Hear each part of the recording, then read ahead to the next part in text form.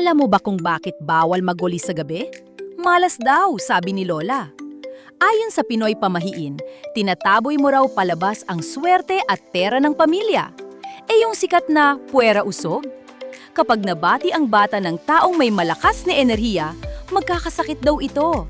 Kaya kailangan lawayan ang tiyan o no, para makontra. Paano naman yung bawal magpicture ng tatlo dahil mamatay daw ang nasa gitna?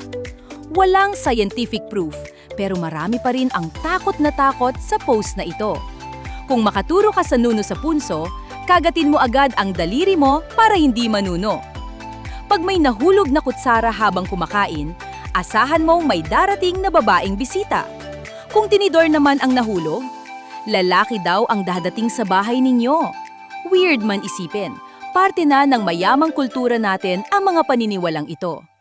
Mga kwentong ipinasa mula sa ating mga ninuno hanggang sa henerasyon natin na yon. Ikaw, alin sa mga Pinoy pamahiin na ito ang sinusunod mo pa rin hanggang ngayon?